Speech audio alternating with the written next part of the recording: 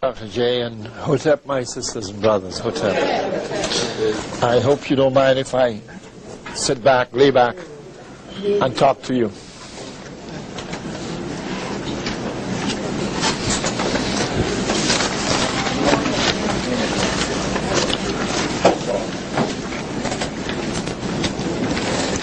Resistance, armed resistance. That's what we're about. We have been about, as Africans, from the very beginning when contact was made with us by Europeans. It is very important sometimes, or most times, to bring back to our minds, to refresh our minds, or to retell ourselves certain things that happened with our ancestors, so that we can get a bead, get the feeling of what we're going to do to release ourselves from the condition in which we are. This year is a very good year to remember African resistance in this hemisphere, because it marks the 200th anniversary of the Haitian Revolution. And there is an exhibition going around the country given by a Haitian organization and also in conjunction with the Smithsonian Institution. And it says 1791, 1991. Salute to Haiti. 200th anniversary since Boukman's ceremony of the Bois Caiman. You notice what it says, Boukman's ceremony. Because let us understand this. Whatever we do as Africans, we do it in a spiritual and ceremonial way. That is why we begin with libations. When we call forth those very ancestors to be able to talk to us and give us their knowledge, because we need their knowledge in this continuous link that we have with them. Tonight, this evening, in this room, we have the ancestors, Boukman especially, here with us. We have Zumbi, we have Desaline, we have Christophe, we have them all. And I'm sure they'll be telling us that we have to struggle and keep on struggling. They never gave up. None of them. And it is to them that we owe our being here today. But for those brave, powerful people, we would not be here. The great brother Ahmed Sekou Touré made a statement and said, wait not for the fit and the fittest of our African men and women. We today would not survive. So since we have survived, we have a spiritual duty to perform. And that duty is to keep on in the mood and in the pattern set for us by those ancestors. In other words, we cannot take a holiday from struggle. We cannot say, that the 1960s, there was a civil rights movement.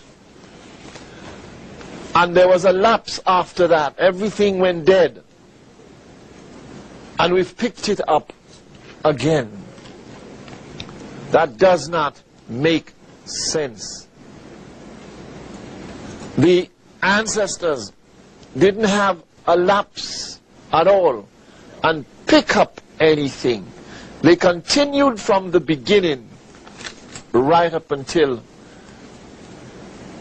they died and went to our spiritual ancestors.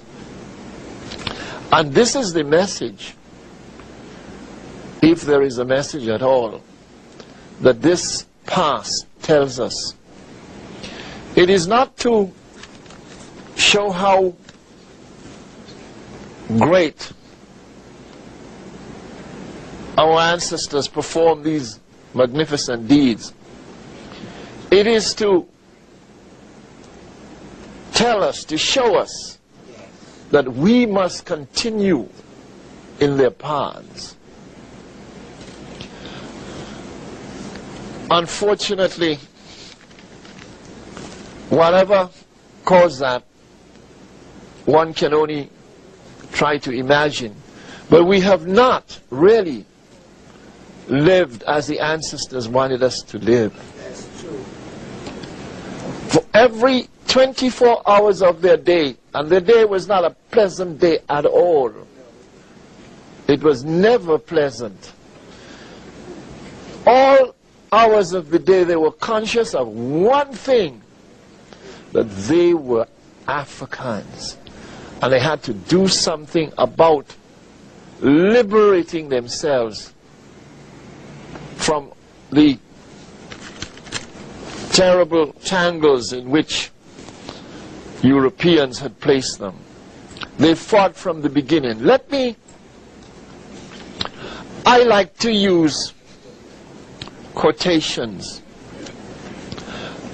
I like to tell you from the pages of those who have researched and done work when the struggle began. Black resistance, this thing is called, chapter is called, but it's African resistance. Listen to a paragraph of this resistance. When it started, and I'm quoting, adjustment to the conditions of the slave plantation did not mean acceptance of servitude by the African. His struggle for freedom began on the day of his enslavement.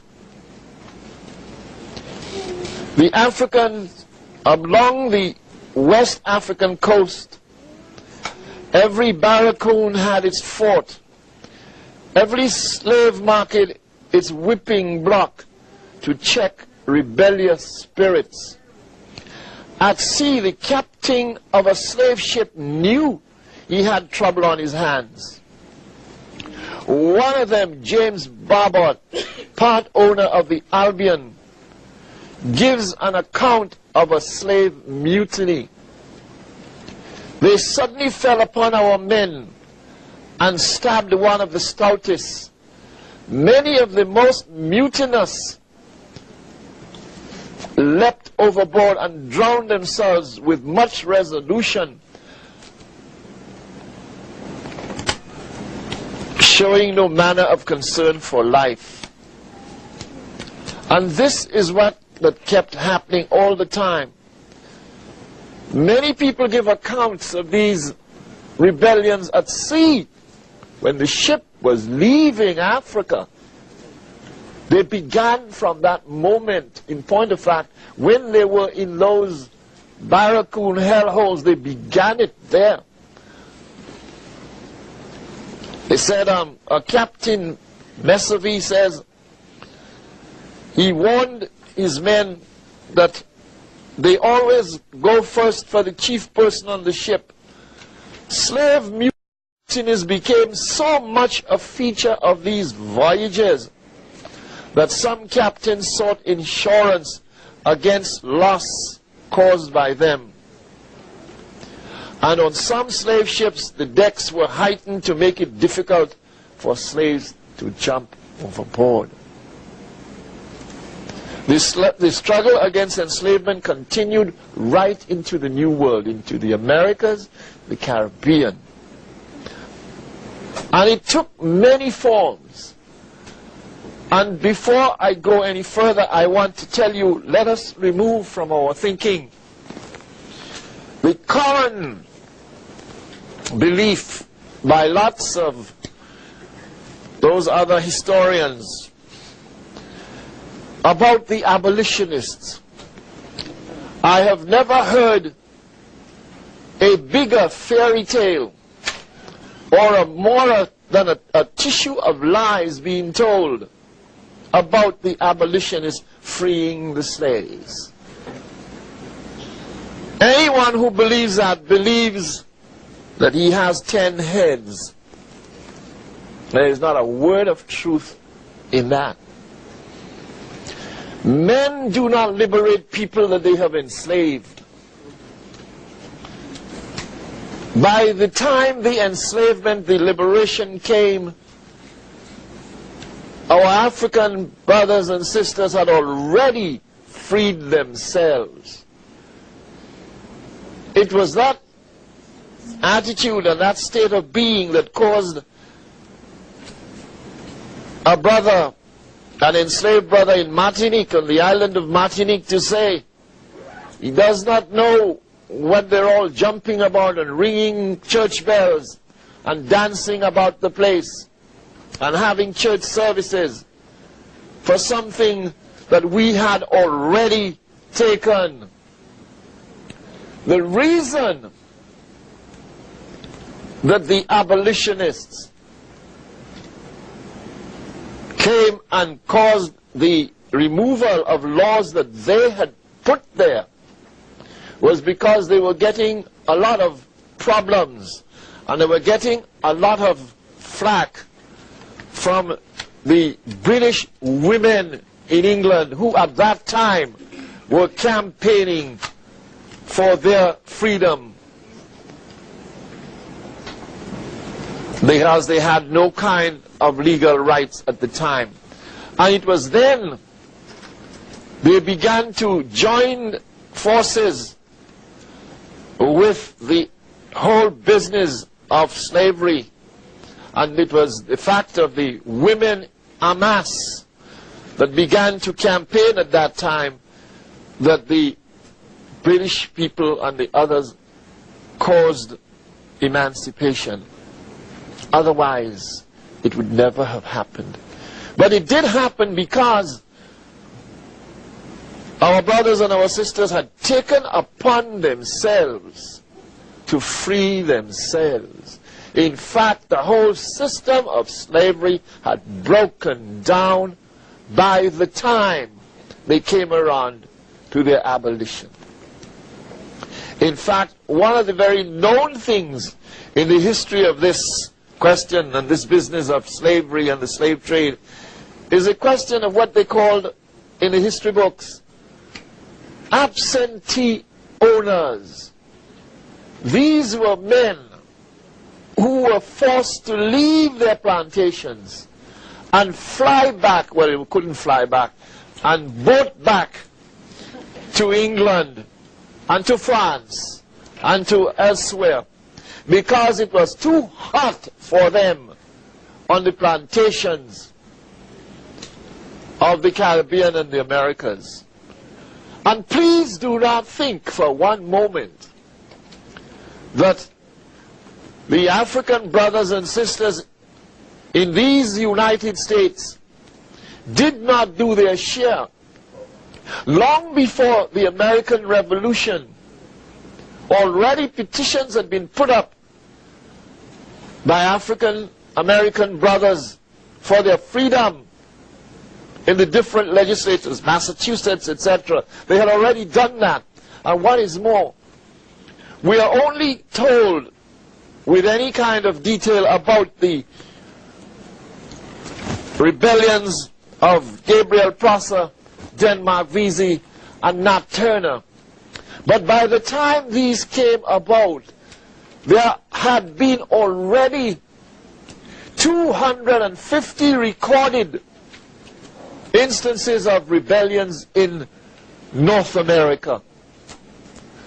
They are all listed, the dates, the estates, the plantations, all of them are listed. I have a copy of that in my office. All of them are listed, every one of them.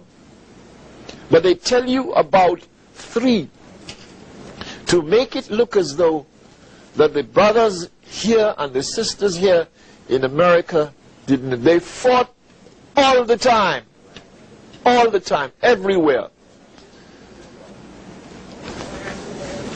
In these notes that I have here,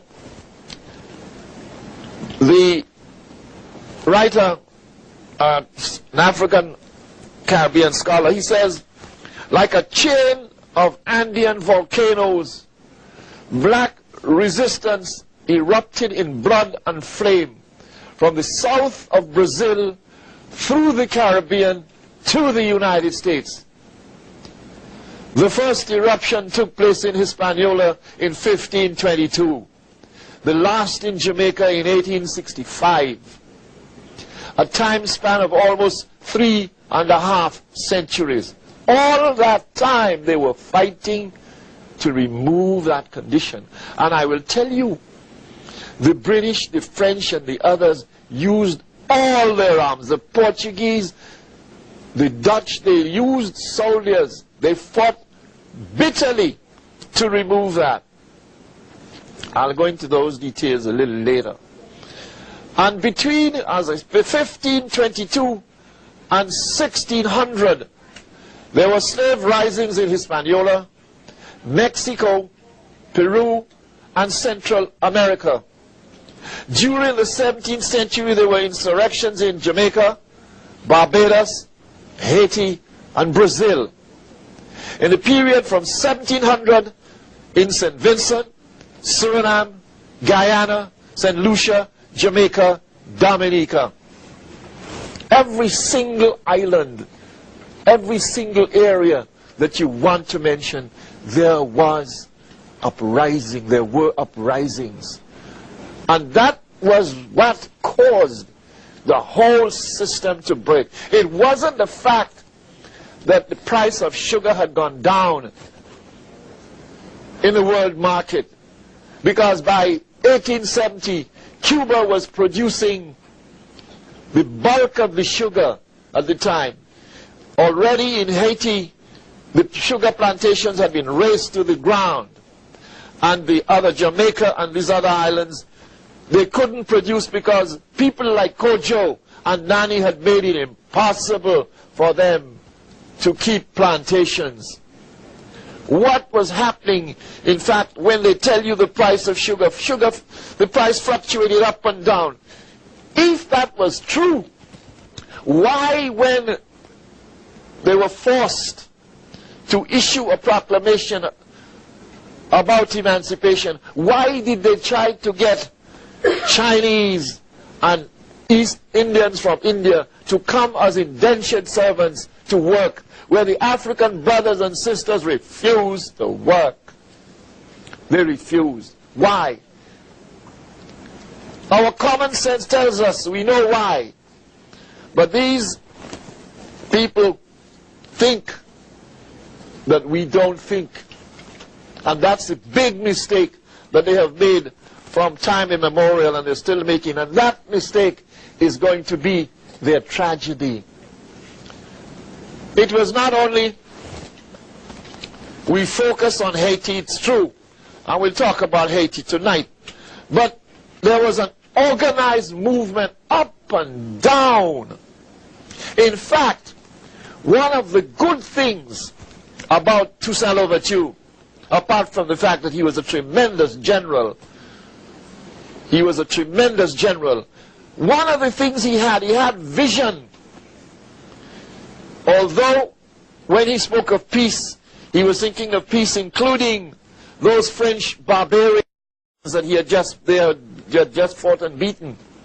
But he envisaged and he intended that this movement in Haiti should encompass the whole of the Caribbean islands and also North America. In fact, even North America, one of the Secretary of State at the time said that they were worried, they were even worried that Toussaint and his troops might invade North America. They were afraid of that. History books tell you that, but you have to delve deep into the right ones to find that. They were afraid. In point of fact, they did not want Toussaint to turn his eyes on North America. But his eyes were turned. All the revolutionists, they were linked. In fact, as far down as the island of Dominica, in the same way we talk about our grapevine. Why should our grapevine exist now and not exist during the time of the ancestors? It existed even more so because they didn't depend on television and the media like we do today, unfortunately. And so it was up and down. It was an organized movement in the Caribbean and in the islands. They were remarkable from Brazil. We'll go into that. Then there was in Guyana, in Berbice, with the great coffee, in Suriname, in Trinidad, everywhere these leaders came up and they were fighting. And these were long, extended fights. They were not fights, they were fighting not 4 months or a 3 month or a 3 year. This thing went on for over 50 years. And this struggle, a struggle that eventually brought what it should have brought. It brought freedom to our people. In so much so, it was so powerful that up and down the Caribbean and the Americas, there was a phrase that they used, some in Creole, some in Dutch, some in Portuguese, some in English, and it was this. It was first said by a brother from Brazil, Louis Gama. He was a powerful leader like Zumbi, and he made the statement, "The slave that kills his master practices an art of legitimate self-defense." And that was the feeling throughout. Right. A legitimate act, an act of legitimate self-defense. And these were the, if you think that the feeling was not up and down, even in, we're going back to Palmares, we're going back to all the other areas. There was not only Colombo in Palmares, but there was all over Brazil. One of the things that was repeated, and to show you how it was everywhere, the same feeling was playing the rounds everywhere. They would say this, for instance, in Recife, way back in Recife, in Brazil, in 1824, one of the things that they were singing among the folk songs, or one of the things that the brothers and sisters were singing, it was something that was first brought about by the revolt of a brother called Emiliano Mancandaru. And one of the things they were singing is, and as I imitate Christophe, this is what he was saying, the immortal Haitian.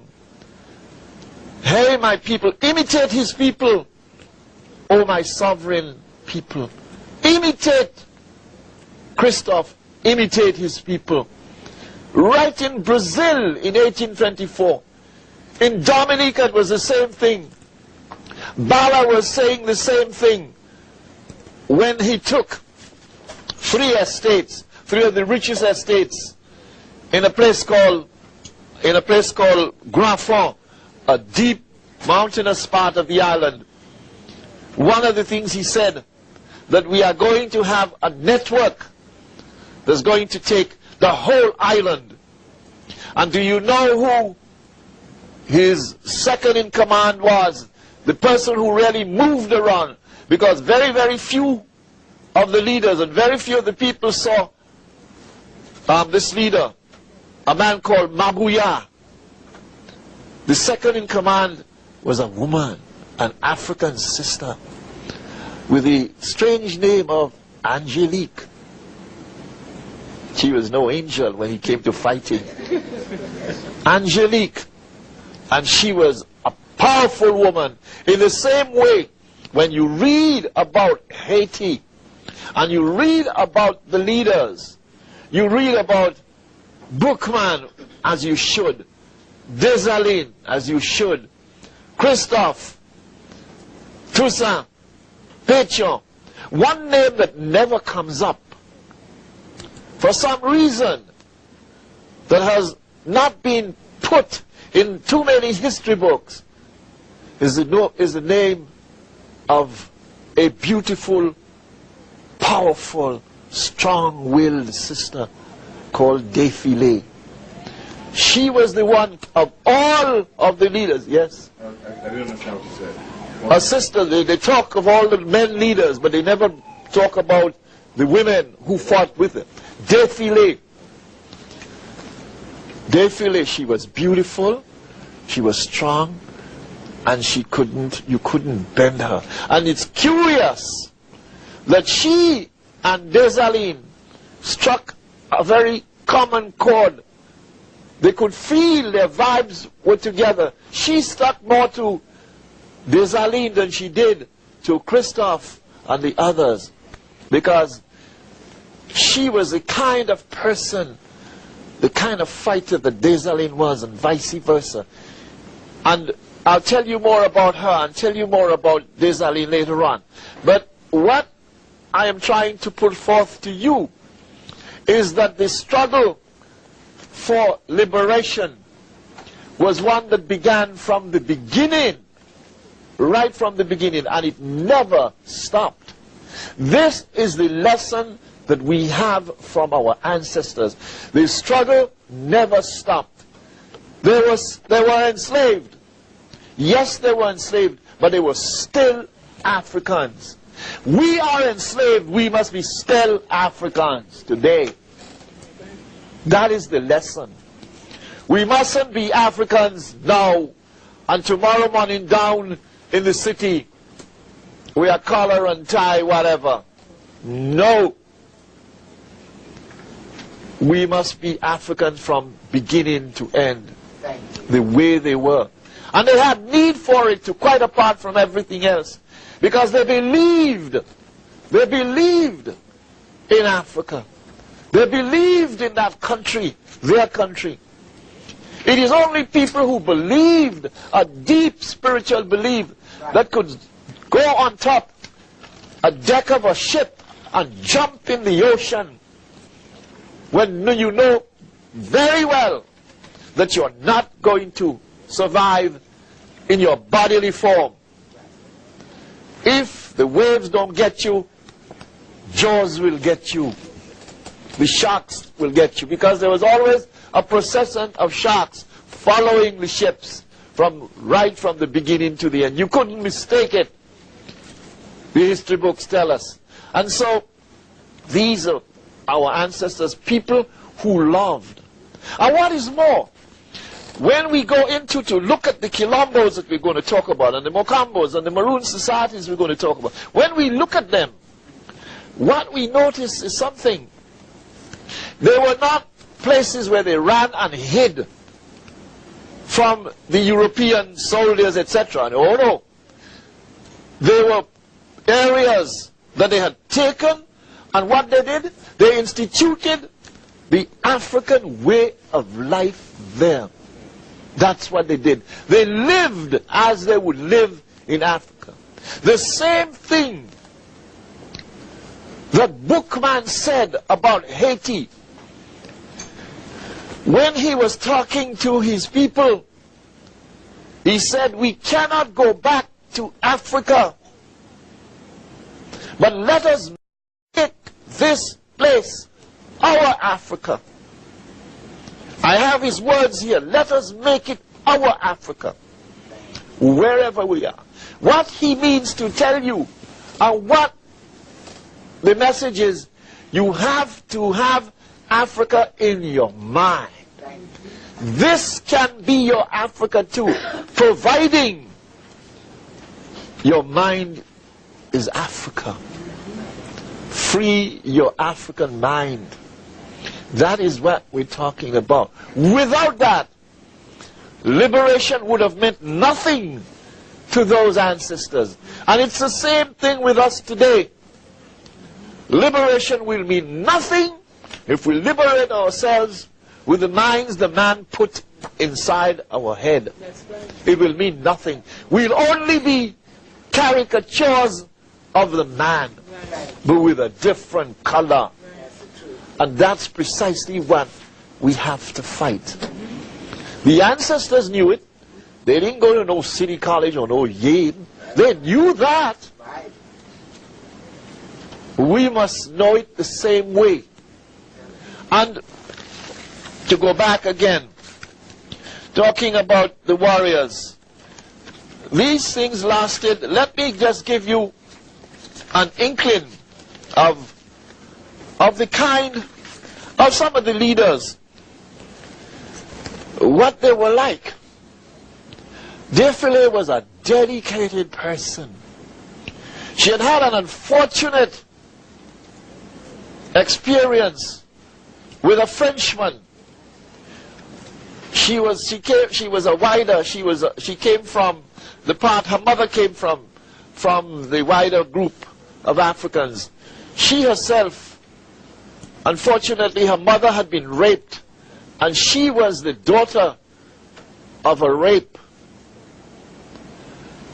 And when, worse than that, is that she was taken by a Frenchman to be made his lover, and she resented it, and she eventually had to kill him. And she killed him and she went away. Some people on the plantation, some other Frenchmen, they managed to capture her and try to bring her back. And what they did, they tried to cut her up in a spot where I will not mention to you. And they tried to do that. She managed to get away. And it's when she got away then, she linked with Dessalines and the others and became this powerful sister that the Haitian Revolution does not usually talk about. It is she, not Bookman, it was she who really took charge of the ceremony and did all the things that had to be done. Bookman was the priest that intoned and called upon the African gods, but she was the one who did all the things at the ceremony. She. And that ceremony that took place on the 14th of August 1791.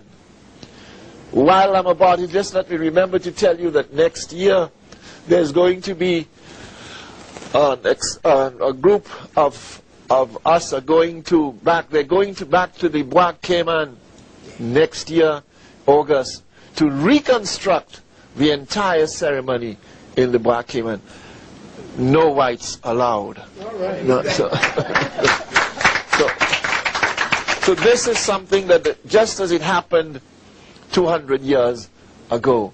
And so, to go back, the struggle of the Maroons includes not only men, but women, African men and African women, who fought side by side.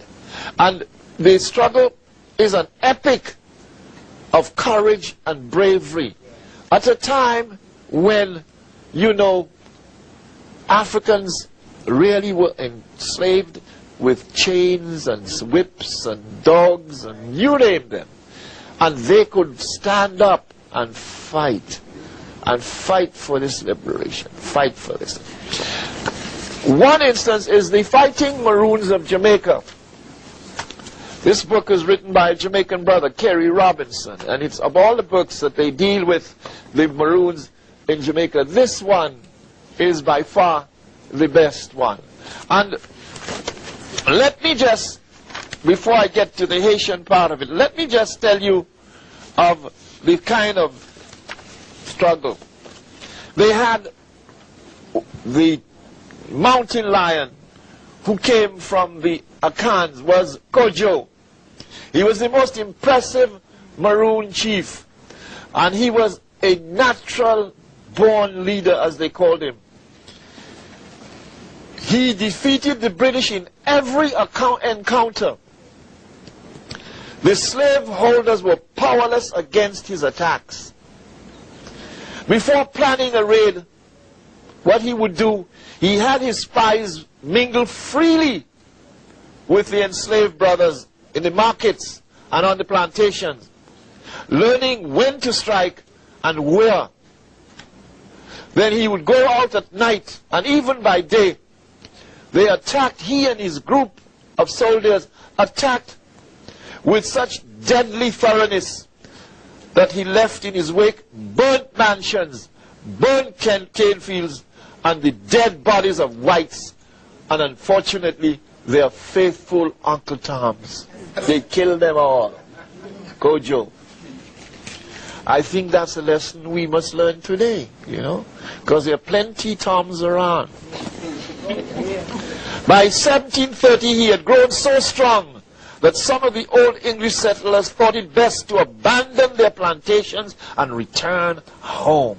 That's what caused slavery to fail, my brothers and sisters. That. Not no man sitting in London and passing a law and saying that I enslave you now or whatever. No. That's the story they want us to believe. There's one thing Europeans want us to believe. You know, when we show any kind of physical strength, they don't want to know. They want to know things by, their books and, sit on a table and discuss it. But when brothers and sisters take up the struggle or take up arms in any way, they become frightened. They prefer to tell you that they gave it to you through democracy and all the kind of lies that they have. But they never want to know that we fought and got it ourselves. The government decided to make a supreme effort to capture Kojo and his men. Forts and outposts were built near the Maroon settlements, and they got hundreds of Indians from Central America and dogs to track down the Maroons. And they had a force of 1,000 soldiers. 1,000 soldiers. But Kojo proved too cunning for his enemies.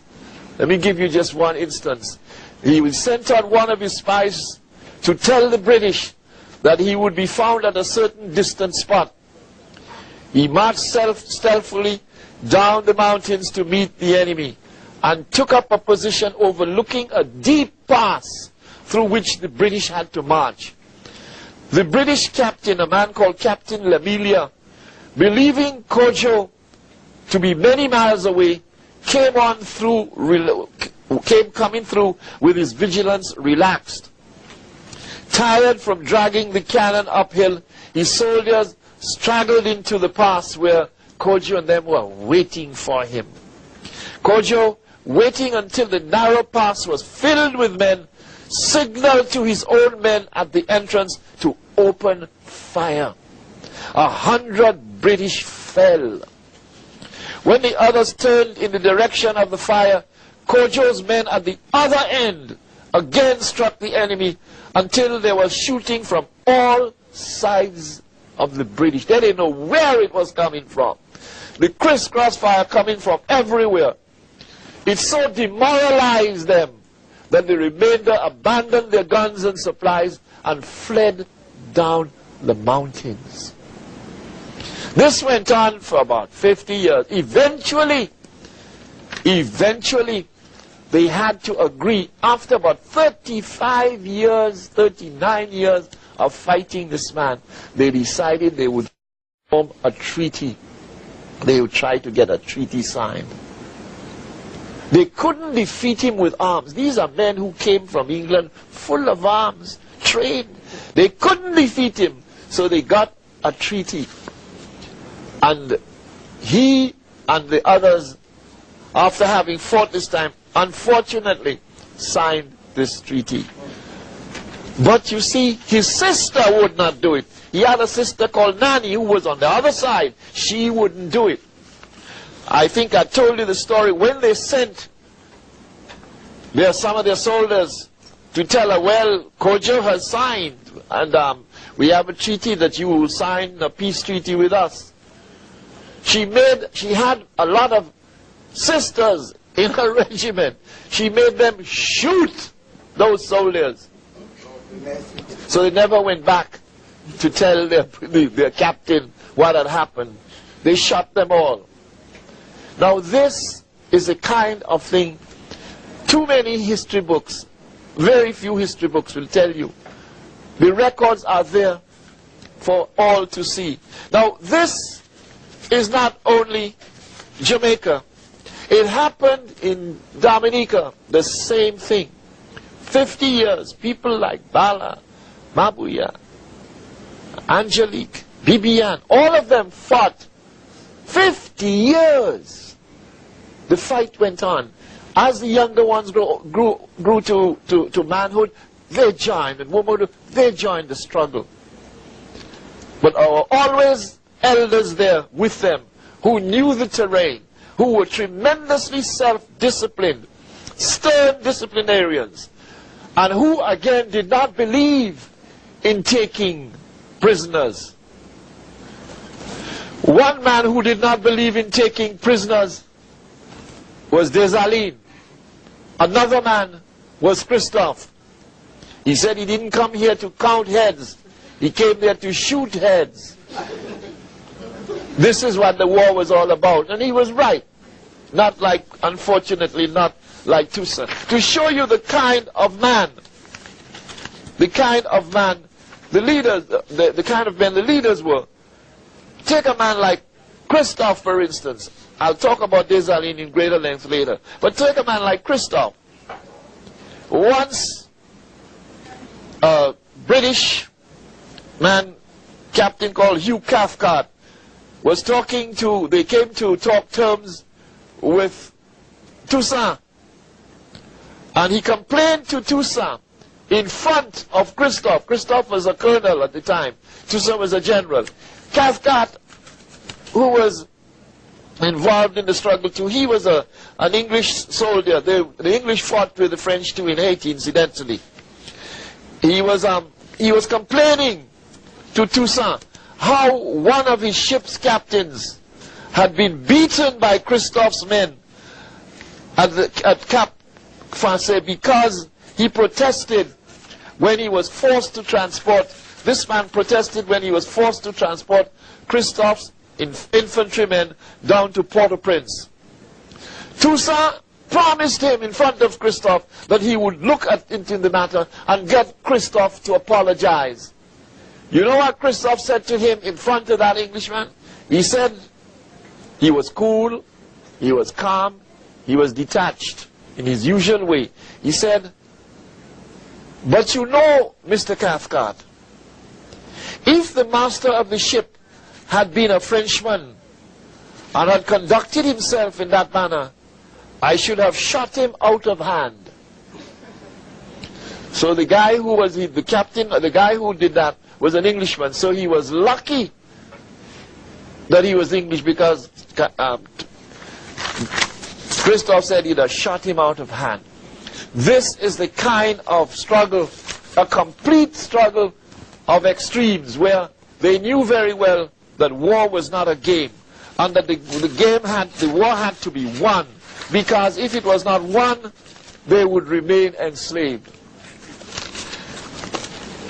Now talking about the Quilombo, from the very beginning, when the Dutch controlled Brazil, and they began to take, and again they made the unfortunate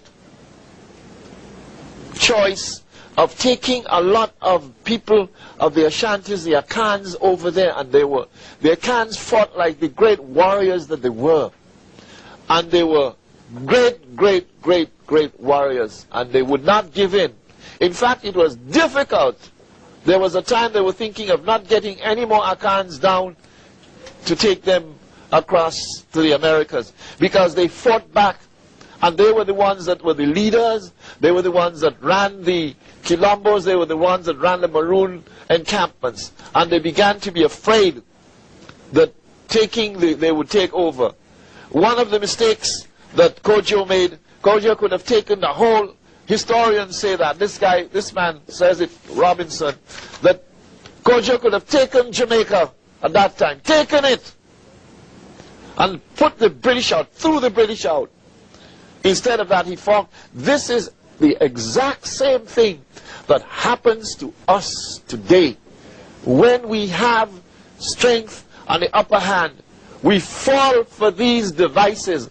There has not been one treaty, one contract, one agreement that Europeans have made with Africans where Africans have come out the better. They've always taken advantage of us, and we keep on allowing them to take that advantage. The lesson does not seem to have been learnt.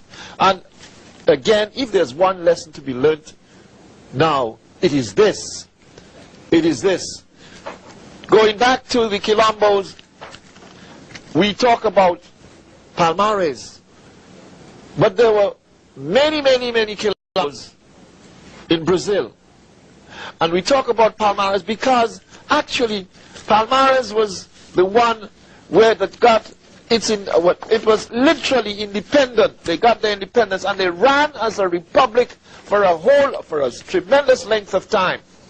And it took over the whole of the 17th century.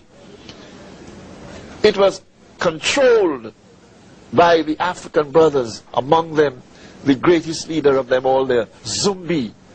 And this is again what, if we look at the, it had over, they reckoned after a while, they had as many as 25,000 Africans living on a vast area of over 4,500 miles, and that they were living in well-organized African encampments, villages, well organized, and over each section it was built, the whole thing was built in such a way that if one section got attacked by the Dutch or the Portuguese, the others could take care of themselves. And it was even difficult to get to Palmares. It was difficult because they had so many traps that they had set.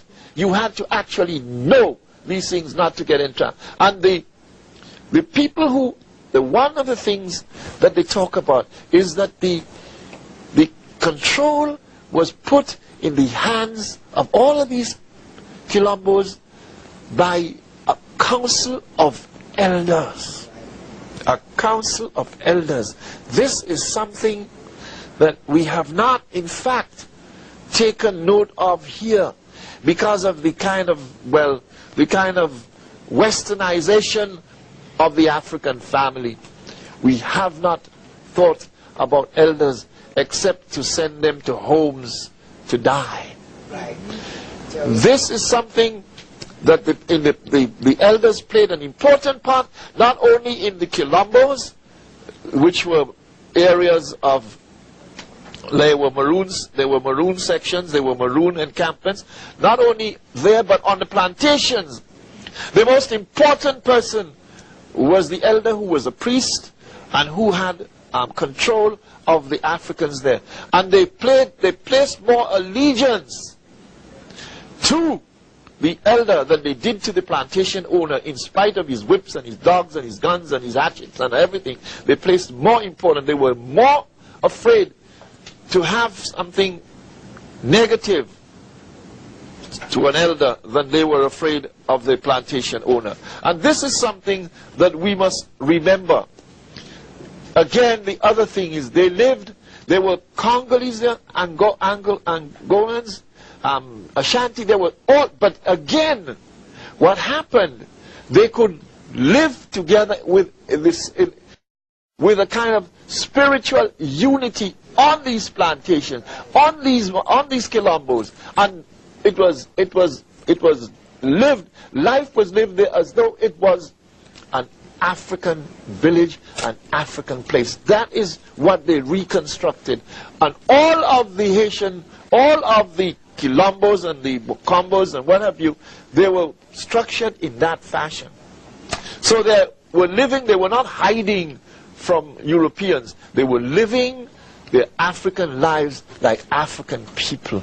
And the other thing too, something we have to take note, after a while, they had women, children, everybody. They began to be economically self-sufficient. That was something. They did not depend on the outside. They began to, they manufactured and did their various things, and they were, in fact, producing stuff, producing goods that they was that could be, was taken to the markets. And when they went to the markets, the other thing is this, with Kojo and the others, they would mingle with the Africans that were there, whether they were enslaved or not. And they couldn't tell, naturally, the man couldn't tell the difference. And so you had, among a lot of enslaved people who were on the plantation, there were Maroons who were there, who were moving about.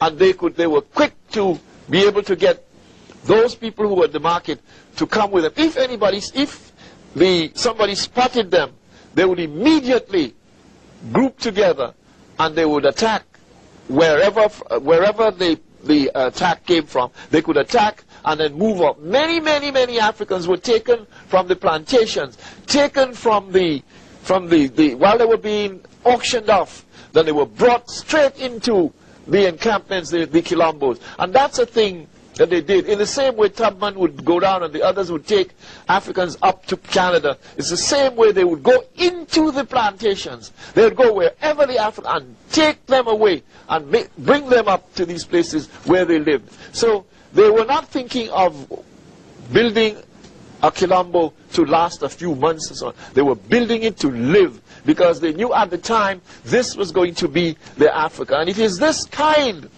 of attitude, this kind of mentality, this kind of approach, this African approach, that in fact our ancestors lived, and is something that we need to learn from. What really one could say about the most successful one of them all? Although we look at the one at Palmares, but when you talk about the Maroons, the people that really succeeded, you can think of the Haitian Revolution.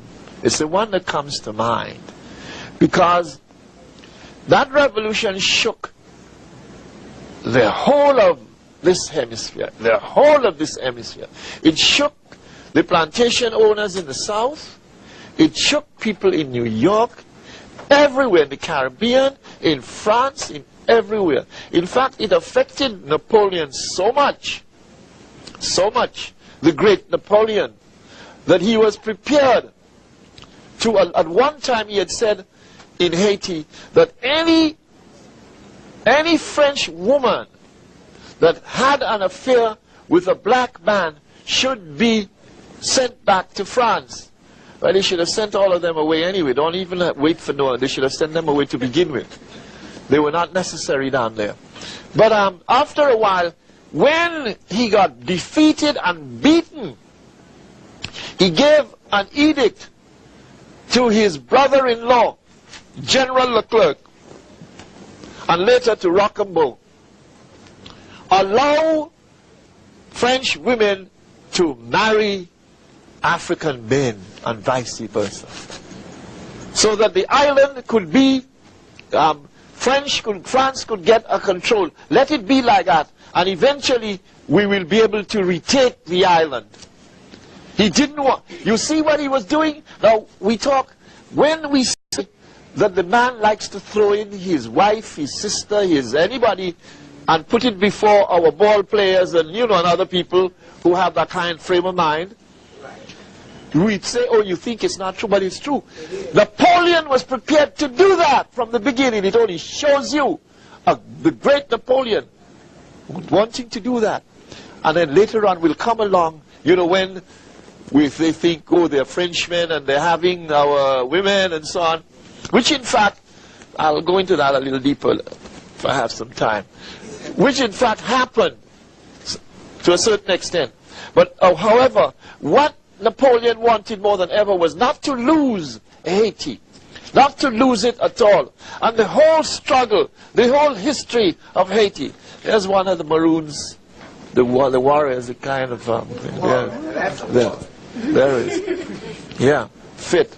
And if it was not for men like that, who Toussaint was smart enough when they started the fighting to get some Maroons from the mountains to come down and help, because they were brilliant in guerrilla warfare. They knew how to fight. And Toussaint got them down, many of them to come down and join with the brothers and sisters from the plantations. And it was these men, together with the brothers and the sisters, that gave France the beating that it got. To talk about the Haitian Revolution, one always remembers Toussaint. His name is always being pushed about, and they talk about him. But he was not really the leader in the sense of having won the revolution. The man who really they should talk about is Jean-Jacques Dessalines. He was the man who brought victory. Toussaint was not even there. Through his own fault, he wasn't there. And through the kind of mind that many of our African brothers, or I should say our Negro brothers, have, the belief that Toussaint could speak French. He had been educated, he had been brought up, educated to a point by a French, his plantation owner. He was happy, he was friendly with the priest, and so he believed he was French, and he believed also he was a Roman Catholic. These were the things that helped to cause Toussaint to be taken away, arrested, and for him to lose the revolution and let Dessalines continue with it and win. Because had he not had that frame of mind, he would never have succumbed to the trick they played him. They played one of their nasty tricks on him, as they always do to our people. They call them and promise them something. The lesson is 200 years. It is still here today. Remember that lesson. The lesson of Toussaint. Toussaint died in a prison in the mountains of Jouet in France. In a cold prison. That leader was left there, and they found him dead in his room when they came to wake him up one April morning in a cold room in those mountains. And that should not have happened to him. Had he had the mind of Dessalines, had he had the mind of Christophe, that would never have happened to him. In other words, he thought, like a lot of our people do, that they are American, they're Barbadian, they're Dominican, they're whatever, and they do not know where their loyalties are. Dessalines knew here his loyalties were. They knew those bookmen, they knew. Nobody had to tell them. And perhaps it was a good thing that they didn't have the modicum of education that Toussaint had. Perhaps, and sometimes, as Carter G. Woolson said, this miseducation can be very dangerous. Right. And it has shown itself to be dangerous here. That is why we go about divided. Right. That is why some of us, quote unquote, are conservatives. What's a conservative anyway? Some of us are Democrats. What's a Democrat? We have no business in that kind of race. Except in the African race. That's where we have business. We're not in their race. But Toussaint couldn't understand that. But let me give it to you, well, in the beginning, Dessalines was the man, one man, and Bookman, who knew that what they were fighting was not to remove the French. That was not what they were fighting really only. That was part of it. But they were fighting what Bookman called an African revolution. An African war they were fighting. And Bookman said it all along the line, and so did Dessalines. They knew very well that it was a question of liberty or death. Liberty at their terms or death. There was no compromise.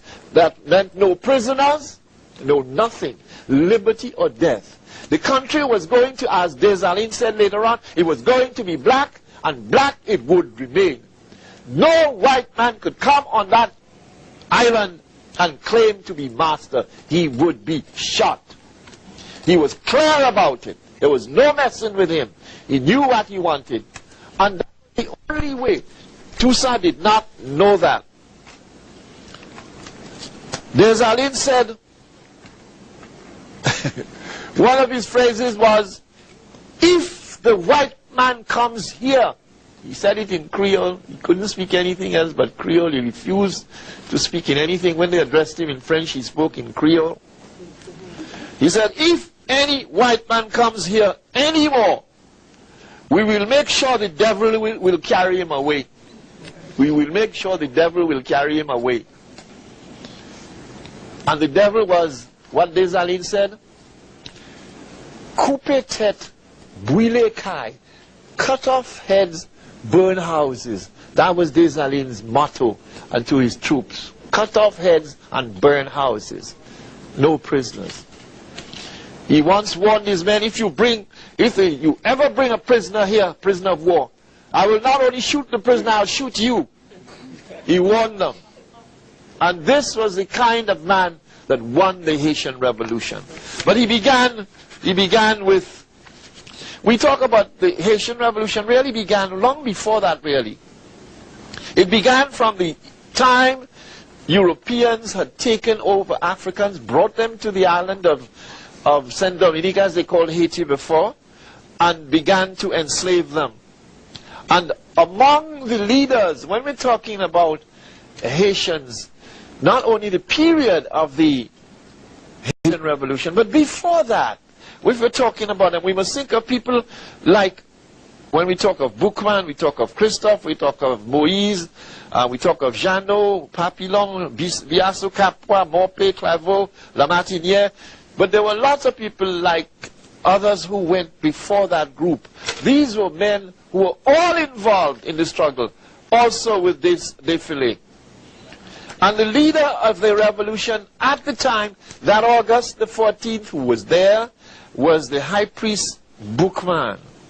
It was he who began as the priest in setting the tone and setting the mood and setting the spirit for what was going to be an African revolution. And what did he say? He told all the African brothers and sisters that were assembled there, death to the whites, destroy the colonial settlements, and black domination.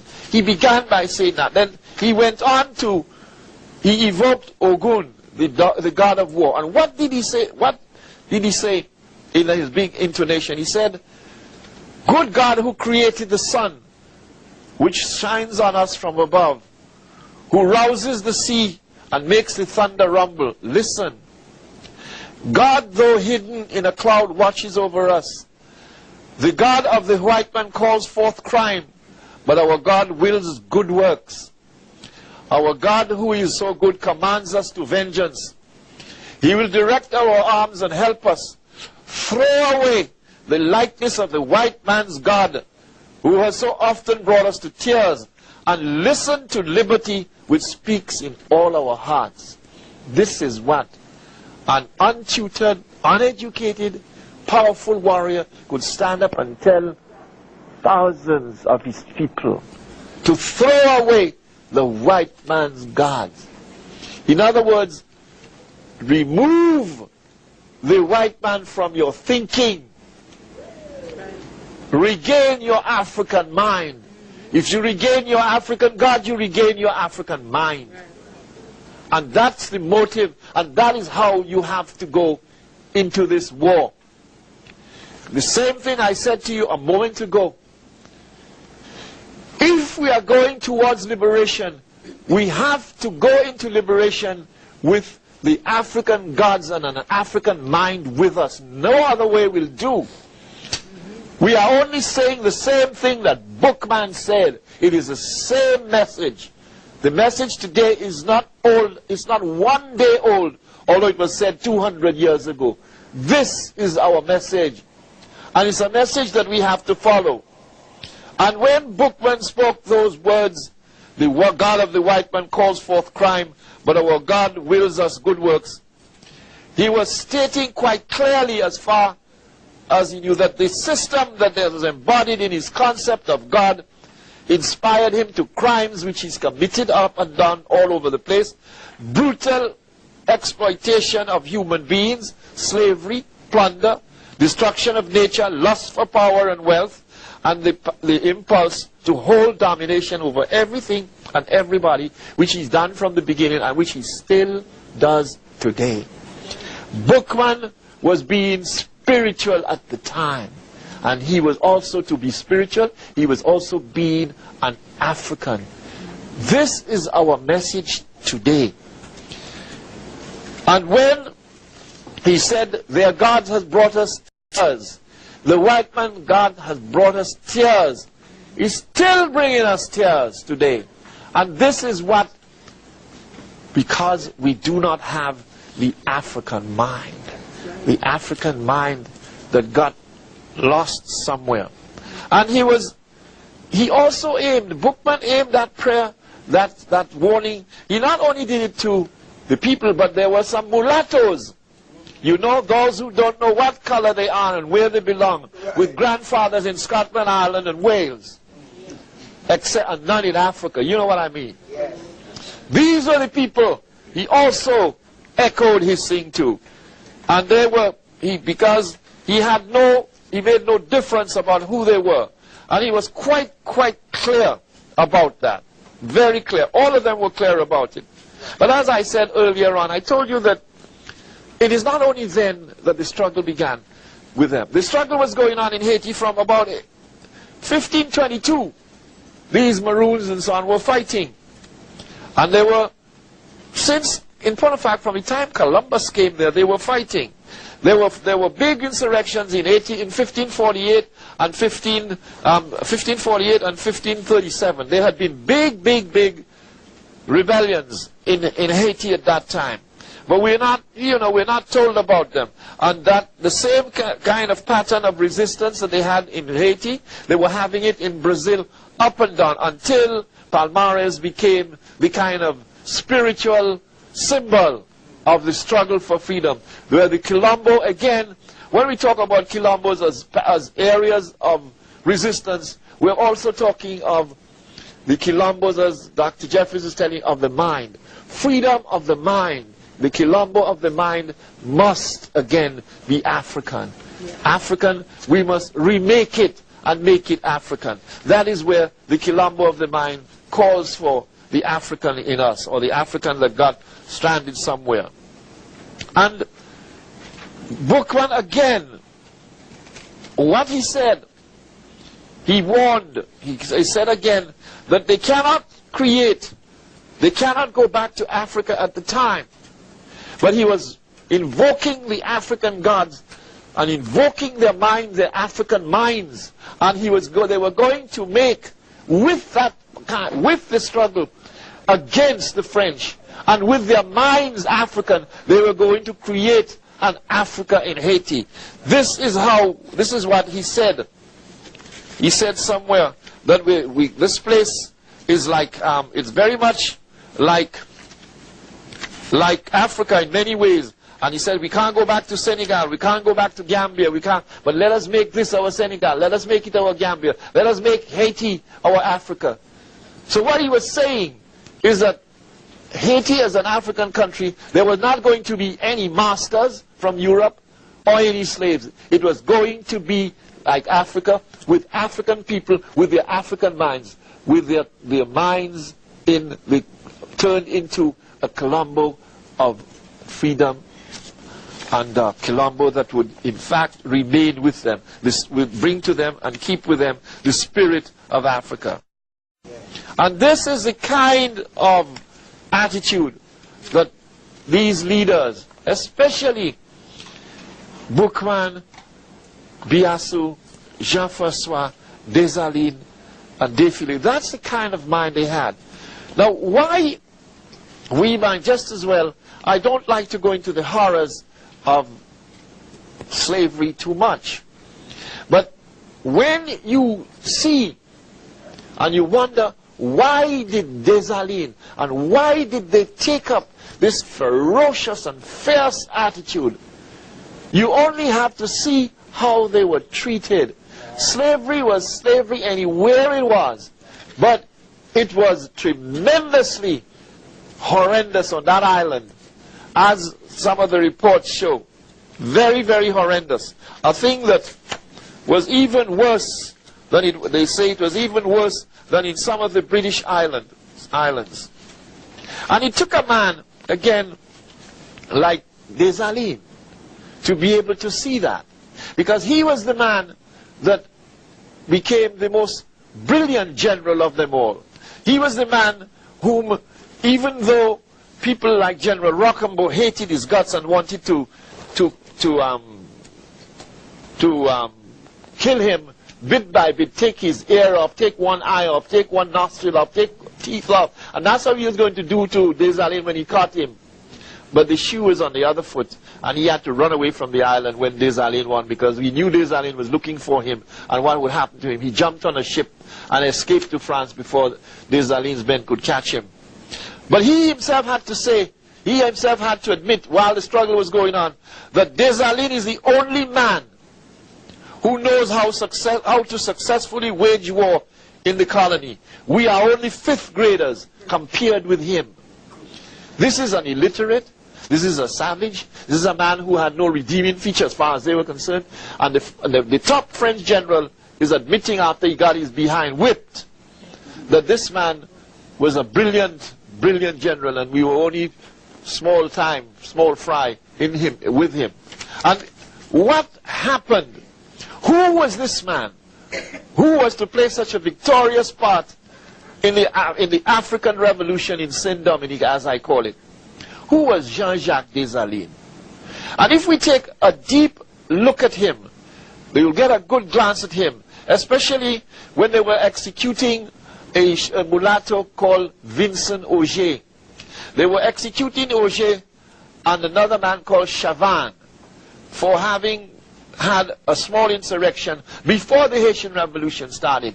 They wanted to get their voting rights and so on, and they got some Africans to help them, some enslaved Africans. And they were witnessing when they had caught Auger and the others, they were witnessing not only Auger and Chavan and many of their African brothers and sisters. They were at the Place d'Armes watching the execution deal with Auger. And this is the kind of brutality that they were fighting, Dessalines and others. When the executioner slashed, cut, and tortured Vincent Auger to death from the scaffold in the Place d'Armes, Défilé, who was standing near a cluster of pear trees, let out a scream that rang through the air and startled the Africans.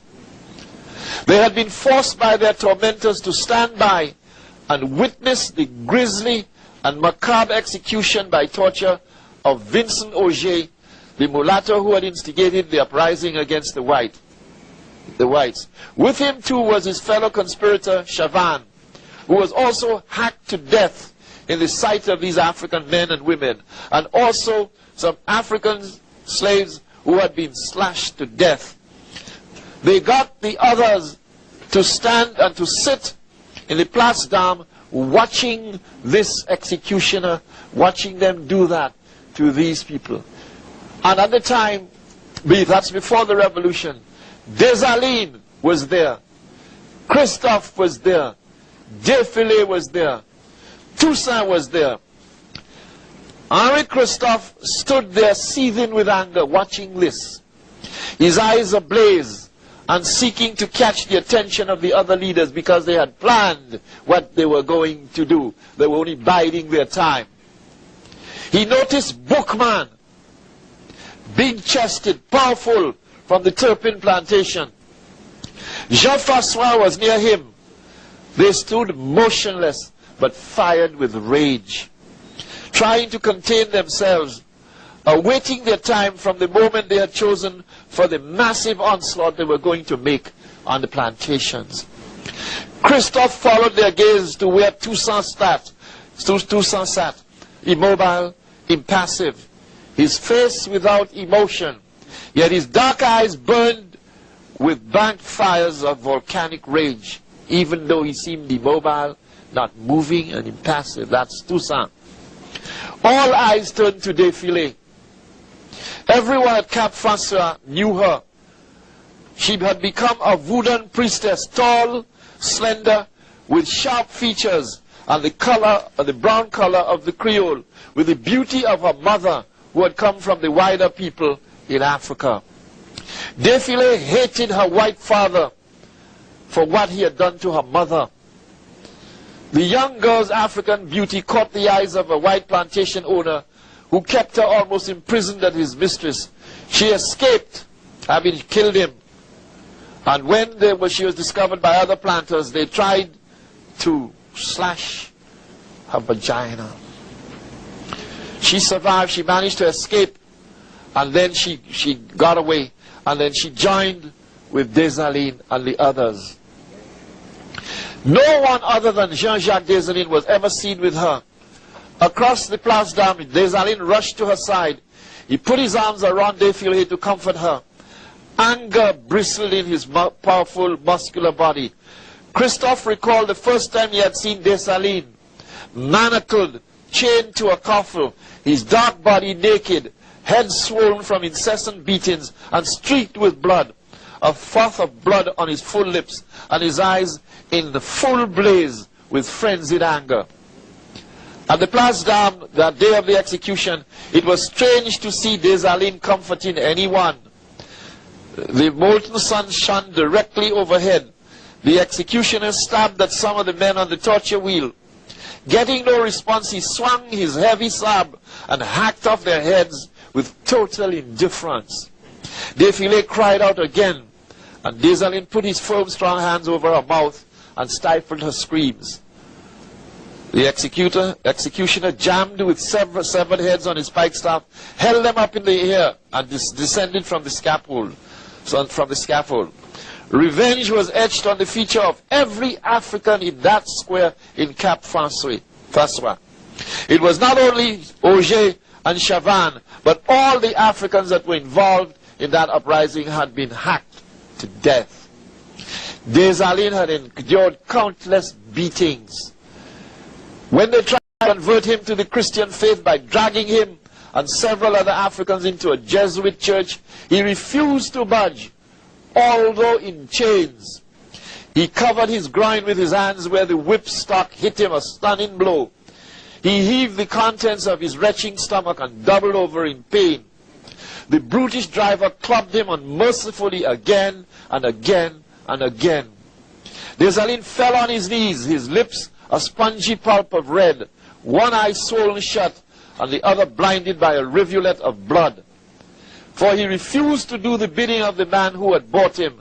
That was why on the night of that 1791 rebellion, as it was about to begin, Dessalines sprang into the clearing at the Bois Cayman, where Bookman was leading the ceremonies, and he roared for all to hear, "I, Dessalines, will disembowel every planter in Saint-Dominique and drip their entrails on the tichat trees. I will gouge out their eyes and feed them to the fishes." Bookman rushed to Dessalines' side, and he said to the crowd, "We cannot return to our native Guinea.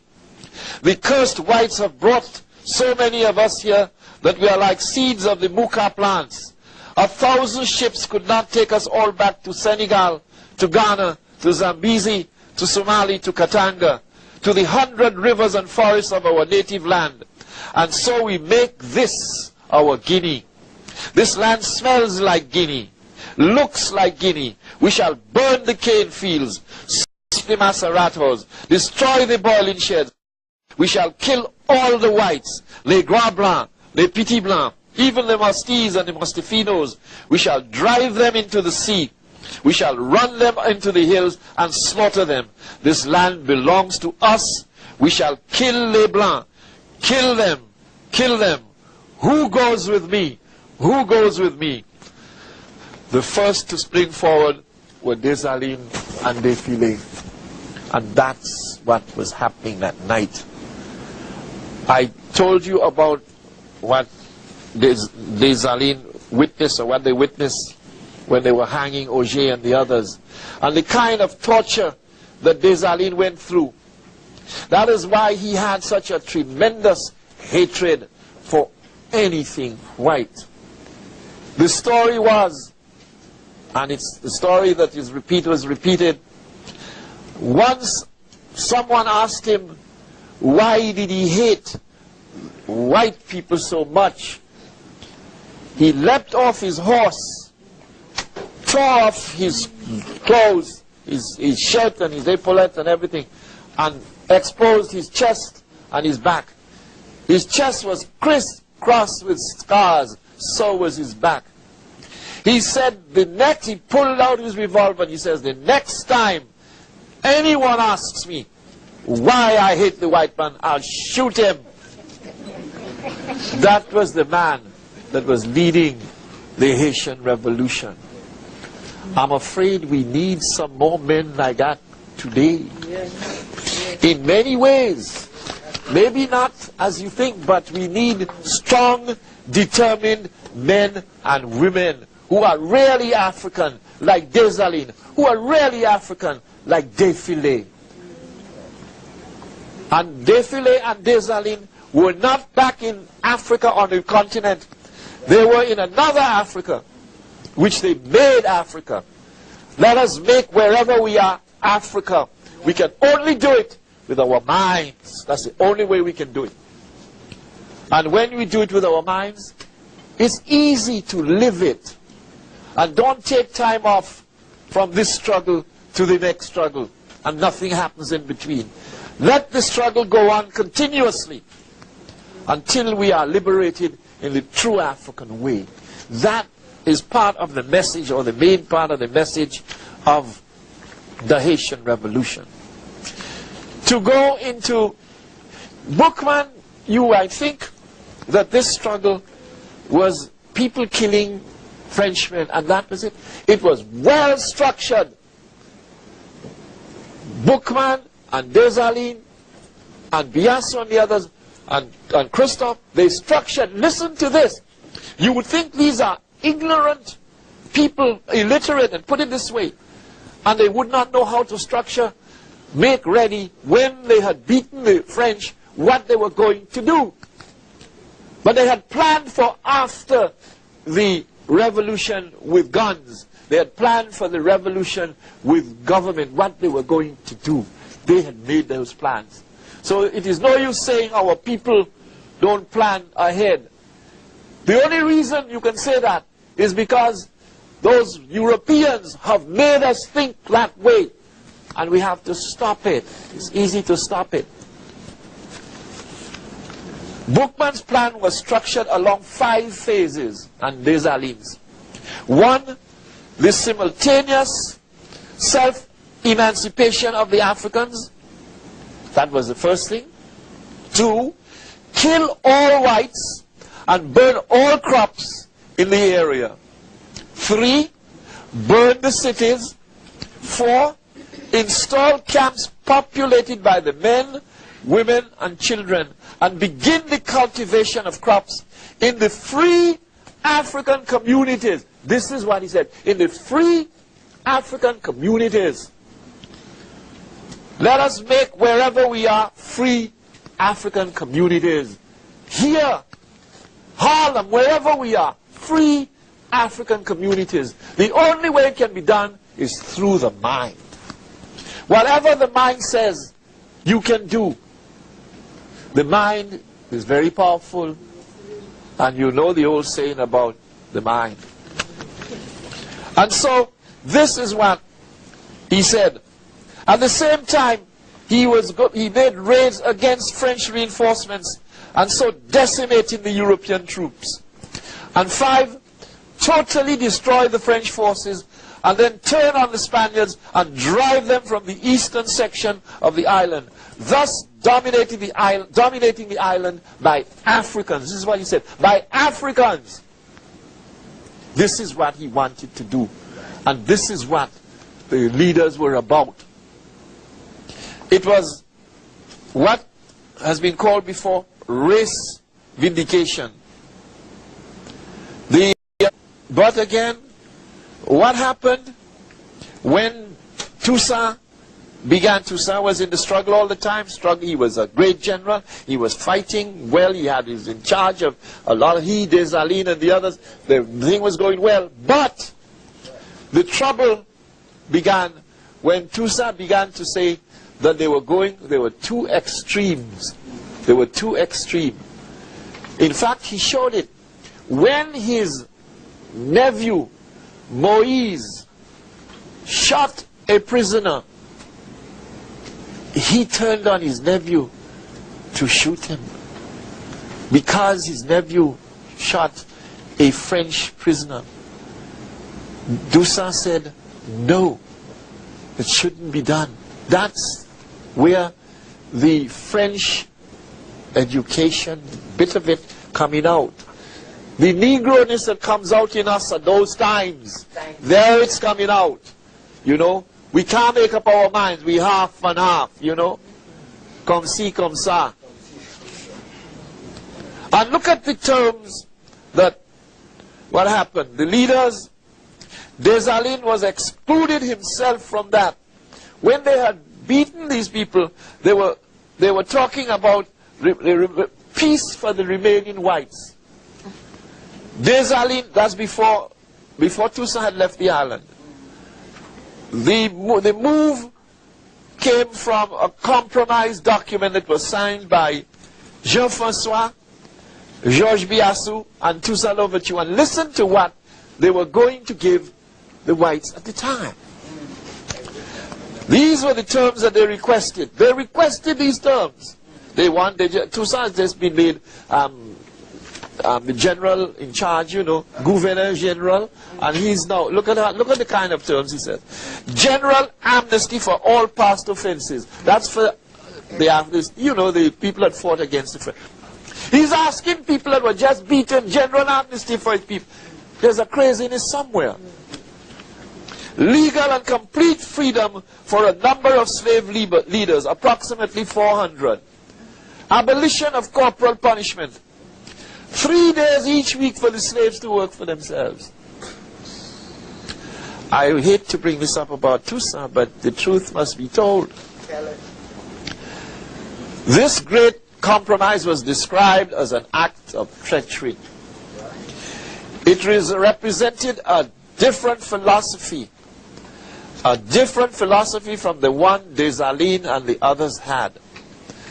Toussaint justified his means by saying that he'd have to have the French there because his people did not know how to live and how to do things. They'd have to, you see the same, don't we say the same thing today?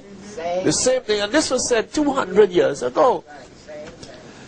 By August 1793, Toussaint again was showing a change due to the fact that Dessalines was after him. Dessalines was after him, and Moise. And he agreed to revert to Boukman's plans. And at the time, you see, he was forced that what was happening there is whites, when Toussaint had agreed on that, they were getting their reinforcements from France, and they were trying again with new reinforcements. They were fighting with renewed vigor and committing the grossest acts of treachery. But the spirit of Boukman came back, and when Toussaint saw that, he saw this thing happening, he says, brothers and friends, I am Toussaint Louverture. My name is known to you. I have undertaken to avenge your wrongs. It is my desire that liberty and equality shall reign in Saint Dominique. I am struggling to this end. Come and unite with me, brothers, and combat for the same cause.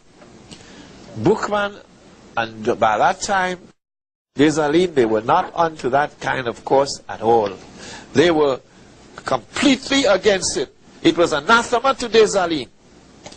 But although he was elevated to the position, Dessalines became the commander-in-chief. He reaffirmed his loyalty, and he said he would be loyal. Naturally, he was loyal to Toussaint. He was very sad about this thing, but he wouldn't join. He wouldn't join with him. And that was the period that Toussaint got in trouble. Boudet and the others sent a message to him to come and meet them at the headquarters to discuss. Toussaint took a couple of soldiers with him, jumped on his horse, and went. And by the way, this act of treachery was engineered by, you know who? A Catholic priest. Let that be a lesson. And he went. When he got into the general's headquarters, he went to the entrance.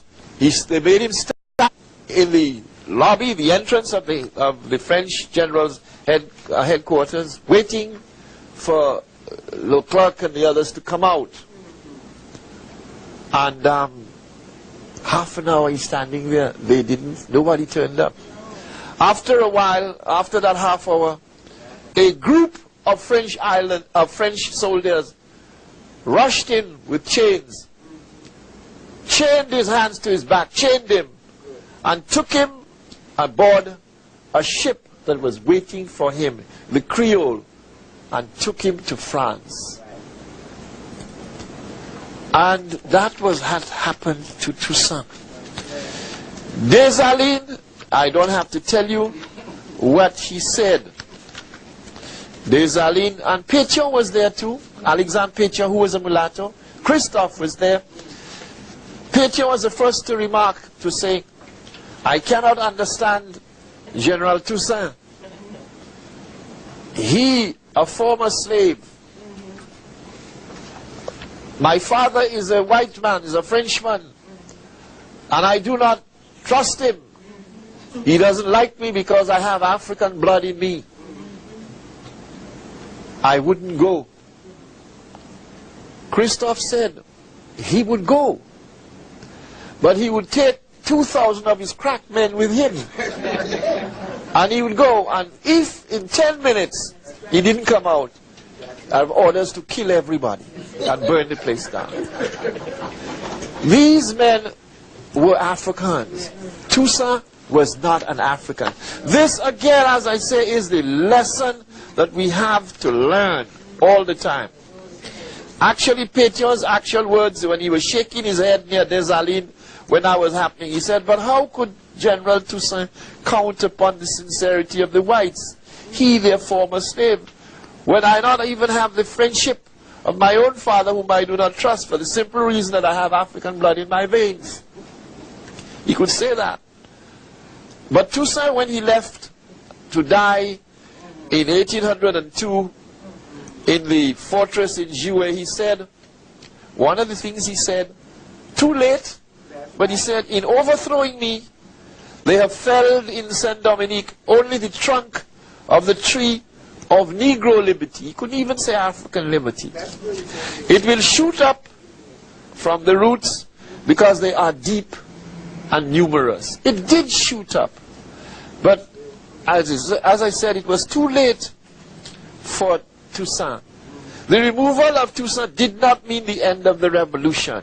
On the contrary, it gave the revolutionaries, especially Dessalines and Christophe, greater force to fight and to die for the liberty.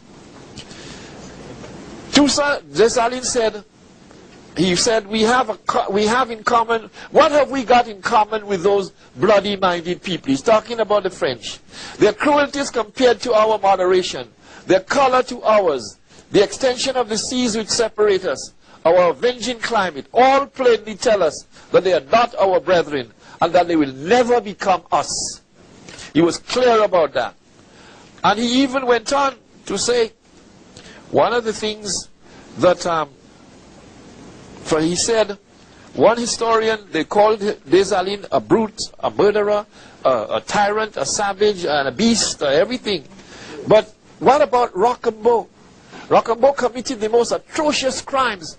Rochambeau picked out pregnant African women and had the most atrocious things happen to them, the most terrible things happen to them, and pinned them to the ground, naked, and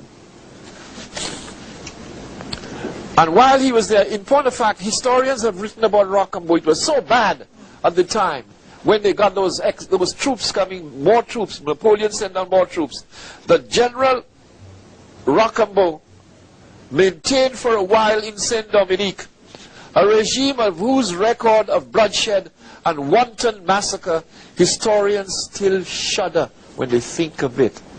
What he did to the Africans that were there when Toussaint was gone and they were fighting Dessalines.